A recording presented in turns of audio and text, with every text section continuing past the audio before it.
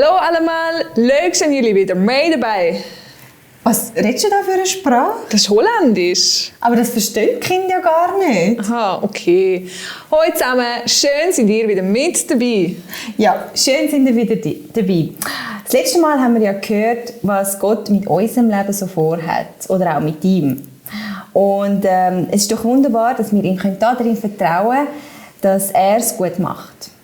Ja, und für das wollen wir gerade mal schnell die Bibel aufschlagen. Und zwar im Römer 8, Vers 28. Und da steht, das eine aber wissen wir, wer Gott liebt, dem dient alles, was geschieht, zum Guten. So schön dürfen wir wissen, dass alles, was passiert, gut wird kommen. Und darum singen wir jetzt das Lied «Seine Zeit», weil er alles wunderbar macht zu seiner Zeit.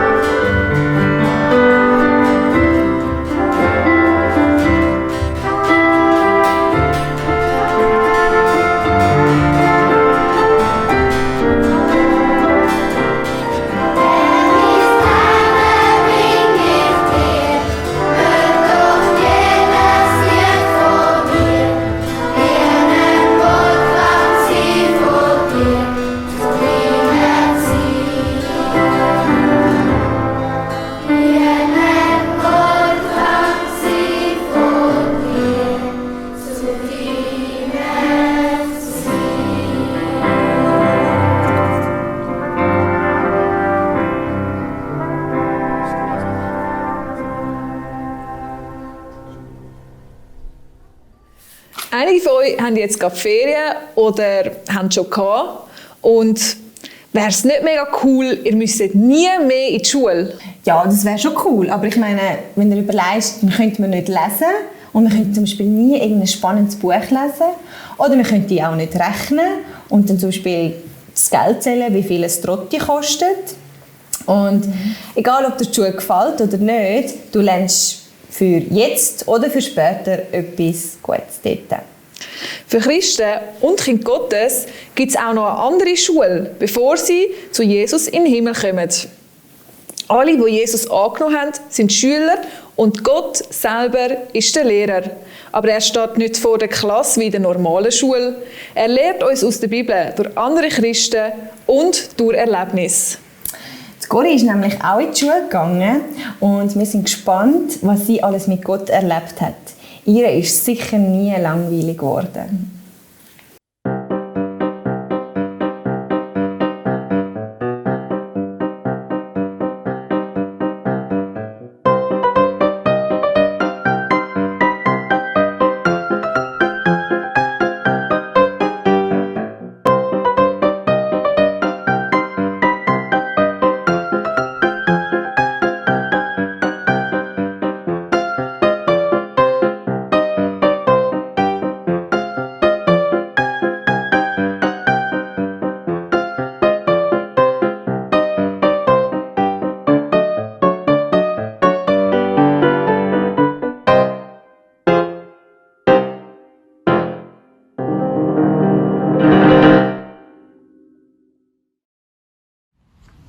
Genau, so ist es auch der Cori gegangen. Die Cori hat in der Schule Gottes schon als kleines Mädchen gelernt, dass sie im Dunkeln keine Angst muss haben, weil Jesus bei ihr ist. Und sie hat gelernt, die Armen zu lieben und für sie zu beten. Und was sie auch noch gelernt hat, ist, dass sie alle Menschen von Jesus hören sollen. Ja, in der Schule Gottes lernt man am meisten durch Erfahrungen. Und so ist es auch der Cori gegangen. Ich habe euch jetzt ein paar Gegenstände mitgebracht, wo ihr nach und nach seht, was sie mit der Geschichte zu tun haben. Fangen wir doch gerade mal mit dem ersten Gegenstand an. Ein Fiebermesser. Die Cori ist inzwischen erwachsen und ist leider sehr krank geworden. Ihr ist es wirklich gar nicht mehr gut gegangen. Ja, der Arzt, der hat leider etwas sehr Trauriges feststellen. Cori, Sie haben Tuberkulose. Ich verordne Ihnen absolute Bettruhe, denn nur so können Sie gesund werden. Ja, damals war Tuberkulose eine sehr gefährliche und weit verbreitete Krankheit gewesen. Und viele Menschen sind daran gestorben, weil es einfach noch keine richtige Medizin dagegen gegeben hat. Ja, ihr könnt euch vorstellen, wie die Nachricht Cori geschockt hat. Was? Sie hat Tuberkulose? Ui nein, ja, muss sie denn jetzt sterben? Ja, Cori, die war geschockt gewesen. Und so geht sie sofort heim und liegt ins Bett, genauso wie es der Arzt ihr gesagt hat. Ja, am Anfang, da hat sie noch viel Besuch bekommen. Das hat ihr sicher gut getan. Aber das ist nicht lang so geblieben. Und so ist sie richtig einsam geworden. Ja, Cori, die hat einfach nicht verstanden, wieso lässt das Gott zu? Wieso muss sie jetzt Tuberkulose haben? Muss sie echt sterben? Ja, aber dann hat sie gelernt, auch das anzunehmen, was sie nicht verstehen kann. Sie hat gelernt, Gott auch dann Danke zu sagen, wenn es ihr schlecht geht. Ja, und eines Tages hat sie Bauchweh bekommen. Ja, sicher hat sie gedacht, nein, was ist jetzt das wieder? Jetzt habe ich Tuberkulose, jetzt habe ich Bauchweh, gehört das echt auch irgendwie dazu? Ja, und dann kommt der Arzt zu ihr heim und dann stellt er wieder etwas fest. Cori, Sie haben ja gar keine Tuberkulose. Sie haben eine Blinddarmentzündung. Cori kann sicher fast nicht fassen. Was? Eine Blinddarmentzündung? Ich habe gar keine Tuberkulose. Und so wird Cori sofort operiert und dann geht es ihr wieder gut. Ja, Gott hat einfach super für sie gesorgt. Ja, und dann kommen wir zum nächsten Gegenstand. Einer Uhr. Ja, die Cori, die hat viele Pläne für die Zukunft. Und eines Tages sagt sie zu ihrem Vater, ich möchte so gerne Uhrmacherin werden. Der Vater, der findet das gut. Ja, das ist doch gut, mach doch das. Ich hoffe, du wirst besser in dem als ich. Das ist aber ein erstaunlicher Wunsch, weil der Cori, ihr Vater, das ist einer der besten Uhrmacher von ganz Holland. Ja, die Cori, die ist nicht so gut geworden wie ihr Vater, aber sie hat sich fest Mühe gegeben. Und schliesslich hat sie die Prüfung tatsächlich bestanden. Und so ist sie eine der ersten Uhrmacherinnen geworden von ganz Holland. Also die erste Frau, die Uhrmacherin ist in Holland. Ja, der Beruf, der war eine gute Vorbereitung für ihren Dienst für den Herrn. Weil der Beruf erfordert viel Geduld und die ist auch im Reich Gottes nötig. Die einzelnen Teile dieser Uhr, die sind auch sehr klein und dazu braucht es eine ganz ruhige Hand, damit man die reparieren kann. Ja, aber der Cori, ihre Hand, die hat immer ein bisschen zittert. Und so hat sie zu Jesus gebetet. Sie hat ihn gebeten, dass er doch ihre Hand ganz ruhig macht, dass er seine Hand auf ihre Hand legt. Und so hat sie nicht mehr zittert und sie konnte ganz ruhig ihre Arbeit weitermachen. Ja, nach einem Zeitchen hat es dann einige Veränderungen gegeben im Haus der Cori. Ja, ihre Tanten, die sind alt geworden und sind gestorben. Und leider ist auch die Mami der Cori gestorben. Sie war ganz lang krank und ist dann heim zum Herrn gegangen. Die Geschwister von der Cori, Nolli und der Wilhelm, die sind unterdessen auch ausgezogen, haben geheiratet und haben schon eigene Kinder gehabt. Das heisst, jetzt wohnen nur noch Cori, ihre Schwester Betsy und ihr Vater im Haus. Ja, das ist schon ein bisschen einsamer als vorher. Aber lang ist das nicht so geblieben. Weil eines Tages ist der Wilhelm zu Besuch gekommen, also der Brüder von der Cory und der hat gesagt, ich kenne Missionare, die wollen gerne ausreisen in ein anderes Land. Aber dort gibt es leider nicht gute Schulen und so können ihre Kinder nicht mitkommen. Können sie echt bei euch sein? Ja, Cory und ihre Familie, die sagen natürlich sofort ja. Und so kommen 2 Mädchen zu dieser Familie dazu. So sind sie schon nicht mehr so allein. Und nicht nur das, sie nehmen auch noch mehr Kinder auf. Von Missionarskindern. Von Missionaren. Und so ist ihr Haus plötzlich voll mit einer grossen, glücklichen Familie. Jetzt kommen wir zum nächsten Gegenstand. Die Betsy, die hat einmal gewaschen und gekocht. Und sie hat den Mädchen Kleider genäht und dann den Eltern einen Brief geschickt und ein Stück Stoff von diesen Kleidern hineingelegt, sodass die Missionare eine Vorstellung haben, wie jetzt ihre Kinder rumlaufen mit welchen neuen Kleidern. Ja, weil den Missionaren, dann war es leider nicht möglich gewesen, irgendetwas für die Unterkunft der Mädchen zu zahlen. Aber sie vertrauen alle zusammen am Herrn. Und wenn jemand ein Kleid braucht oder neue Schuhe, dann beten sie und nachher hat Gott für alles gesorgt. Dann hat nämlich zum Beispiel die Cory gerade eine teure neue Uhr verkaufen und so haben sie wieder genug Geld gehabt, zum Kleider oder zum Schuhe kaufen. Ja, und das hat nachher die Mädchen sehr fest gefreut. Ihr könnt euch vorstellen, die haben gejubelt und haben sich so gefreut. Ja, ich habe ein neues Kleid oder ich habe neue Schuhe. Ja, das ist doch für uns so selbstverständlich, dass wir alles haben. Aber dort war das nicht so gewesen. Und so kann man wirklich dankbar sein, dass uns Gott immer wieder so gut versorgt. Ja, der Grossvater, der war ganz stolz auf seine Kleinen, also der Vater von der Cory. Und einmal hat er zu einem Besuch gesagt, ja, sie sind so lieb und so gehorsam und sie streiten sich nie. Wo Cory das gehört hat, da hat sie gerade ein bisschen schmunzeln. Ach Vater, Liebe macht blind. Ja, weil sie hat nämlich gerade vorher ein Mädchen aufgeschickt, das zu einem anderen Mädchen gerufen hat, ich hasse Tini. Ja, die sind also nicht immer so gehorsam, wie der Vater da gesagt hat. Ja, am Abend spät ist dann Cory aufgegangen zu dem Mädchen, das Puck heisst.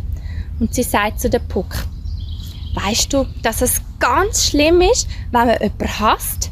Ganz so schlimm wie Mord? Ja, Jesus will nicht, dass wir die Menschen hassen, sondern er will, dass wir unsere Feinde lieb haben. Ja, aber die Puck sagt, ich kann sie nicht lieb haben.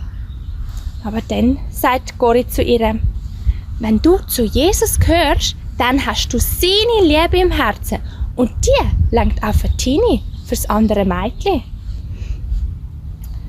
Ja, möchtest du Jesus nicht Gelegenheit geben, dass er dir Liebe ins Herz geben kann für Tini? Und so beten sie miteinander und Puck bereut von Herzen ihren Hass, den sie hatte gegen Tini.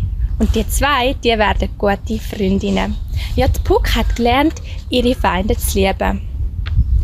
Sicher habt ihr jetzt auch gemerkt, dass der Cory einfach nie langweilig ist worden. Weil jetzt kommen wir zum nächsten Gegenstand. Cory, die hat nämlich einen Mädchenverein gegründet, wo sie viele Aktivitäten hatten, wie Musizieren, Handarbeit oder Gymnastik. Ja, und sie hat auch dafür gesorgt, dass man natürlich in jeder Gruppe von Jesus gehört. Die Annie, ein Mädchen, die besucht zum Beispiel die Gymnastikgruppe, die Englisch- und Gesangsgruppe. Die Cory, die gehört auch zu der Gymnastikgruppe. Obwohl, sie ist nicht wirklich sportlich. Im Gegenteil, die Mädchen müssen ihr einmal aus diesen schwingenden Ringen raushelfen. Ja, und nach der Hälfte der Stunde pfeifen sie und dann erzählt Cory eine Geschichte. Ja, dort gehört auch die Annie zum ersten Mal von Jesus. Aber die Annie, die hat das Faustdick hinter den Ohren. Weil eines Tages ist sie so hässig auf den Gymnastiklehrer, dass sie sich etwas überlegt. Sie nimmt Wasser und füllt sie in die Schuhe vom Gymnastiklehrer und dazu tut sie auch noch die Hosenbeine vom Gymnastiklehrer zunähen. Also so etwas. Wo das Cory gehört hat, da ist sie aber hässig geworden auf Dani. Nein, also so etwas kannst du doch nicht machen. Und so erteilt sie ihr 3 Wochen Clubverbot. Aber stellt euch vor, gerade in der nächsten Woche steht Dani schon wieder da und macht wieder mit in der Gruppe. Und dann sagt Cory kein Wort. Ja, im Sommer führen sie einmal Familienfreizeiten durch. Und dazu haben wir die nächsten Gegenstände. Jonglierball. Auch die Kinder, die bei der Cory wohnen, dürfen mit. So haben sie auch ein bisschen Ferien und kommen ein bisschen weg. Aber manchmal stellen sie auch etwas an. Ein Mädchen hat zum Beispiel angefangen zu schlafwandeln. Ui, und da hat sich Cory aber Sorgen um sie gemacht. Hoffentlich passiert ihr nichts. Sie tut sie immer ganz sorgfältig wieder zurück ins Bett bringen, sodass ihr sicher nichts passiert. Ja, aber einmal am Morgen haben sie festgestellt, die Schlafwanderin, die hat wohl einen sehr guten Appetit. Weil sie hat in der Nacht die ganze Schoki aufgegessen. Also nein. Ja, die Anni, von der habe ich vorher erzählt, die war auch auf dieser Freizeit. Ja, und sie war sehr traurig. Ja, aber wieso? Was hat sie denn? Ja, ihre Beziehung zu ihrem Freund ist auseinandergegangen. Ja, Cory, die versucht sie zu trösten. Anni, wenn du vor einem unlösbaren Problem stehst, dann sag's doch Jesus. Er hat deine Vergangenheit, Gegenwart und Zukunft in der Hand. Ja, die Anni, die hat gemerkt, sie braucht Jesus. Und so hat sie noch am gleichen Abend Jesus als ihren Retter angenommen. Später, wenn sie mal traurig war, hat sie sich immer wieder erinnert an die Worte von der Cory und dass Jesus einfach alles in der Hand hat. Das war für sie eine echte Hilfe. 1939 ist dann der Zweite Weltkrieg ausgebrochen. Auch Holland ist eingezogen worden. Und die Jugendtreffen, die durften nicht mehr stattfinden. Das war sicher sehr, sehr schwierig für Cory und auch für die Mädchen und alle. Ja, aber Cory, die hat sich gleich noch zum letzten Mal heimlich mit den Mädchen getroffen. Und sie hat zu ihnen gesagt, wir dürfen jetzt nicht traurig sein. Wir haben so viel Spass und Freude miteinander und wir haben so viel von Jesus gehört. Das ist am wichtigsten. Ja, Jesus hat auch in ungewissen Zeiten wie in diesem Krieg alles in seinen Händen. Für Cory und die Mädchen hat wirklich eine traurige Zeit angefangen. Aber sie sind immer noch in Gottes Schule und lernen gerade jetzt besonders viel. Ja, Gott weiss, dass wir gewisse lebenswichtige Lektionen nur durch Schwierigkeiten lernen. Er möchte, dass wir ihm dann noch mehr vertrauen. Bist du in letzter Zeit auch durch Schwierigkeiten gegangen? Gott möchte auch dich Wichtiges lernen. Vertrau ihm doch von ganzem Herzen. Ich tue zum Schluss gerade noch beten. Herr Jesus, ich danke dir, dass wir dich haben und dass wir wissen, dass du bei uns bist, auch wenn es uns schlecht geht und dass wir dir auch dann vertrauen. Amen. Ja, weil Jesus wirklich immer bei uns ist und uns so begleiten und man mit ihm immer wieder neue Sachen lernen kann und mit ihm auch Sachen erleben kann, wenn wir doch gerade zusammen noch das Lied singen, «Steig ein, komm mit». Stehen doch gerade alle zusammen dazu auf.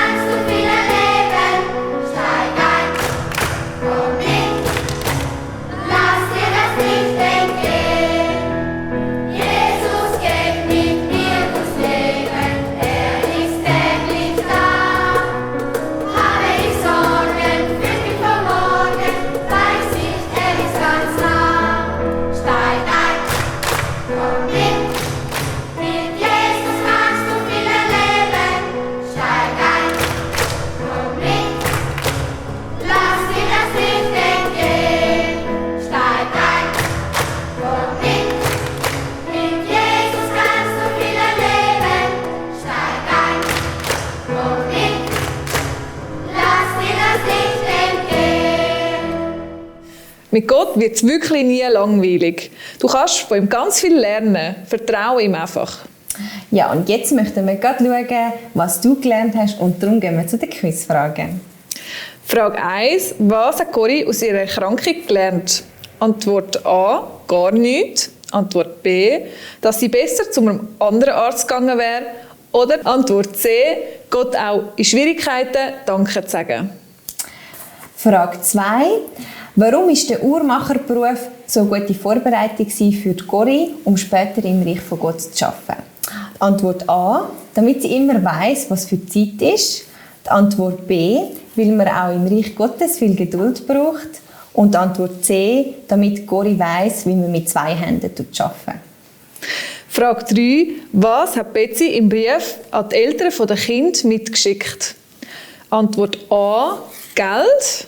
Antwort B. Schoki mit Nüssen. Oder die Antwort C. Ein Stück Stoff von den Kleidern, die sie neu bekommen haben. Und das mal zu gewinnen gibt es die feinen Toffifees. Und also wir haben uns vorher fast nicht darum gestritten, aber wir haben einmal gesagt, wir würden die auch gerne behalten. Genau. Also macht mit und gewinnt die Toffifees. Hey, wir wünschen euch ganz einen schönen Sonntag und freuen uns auf nächstes Mal. Ja, und wir würden uns auch mega freuen, wenn ihr uns wieder Zeichnungen oder Bilder schickt und wo wir dann auch wieder da hinten aufhängen können. Und ja, natürlich freuen wir uns umso mehr, wenn ihr das nächste Mal wieder dabei sind. Dort sind's. Tschüss zusammen.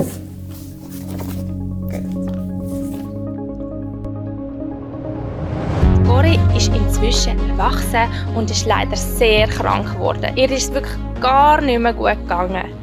Ja, der Arzt, der hat leider etwas sehr Trauriges feststellen.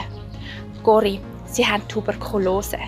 Ich verordne Ihnen absolute Bettruhe, denn nur so können Sie gesund werden.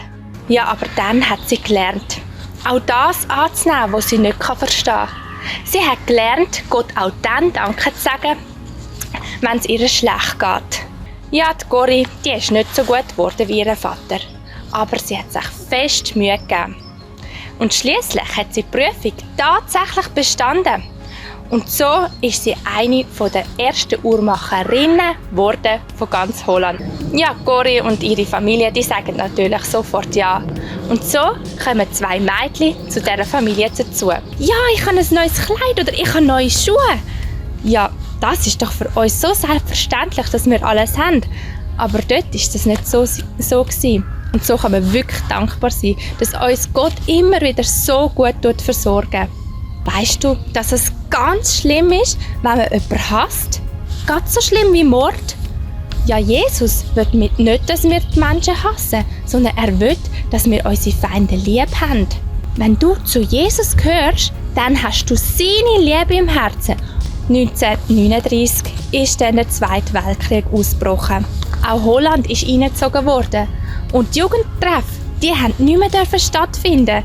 Das war sicher sehr, sehr schwierig für Cory und auch für die Mädchen und alle. Ja, Gott weiss, dass wir gewisse lebenswichtige Lektionen nur durch Schwierigkeiten lernen.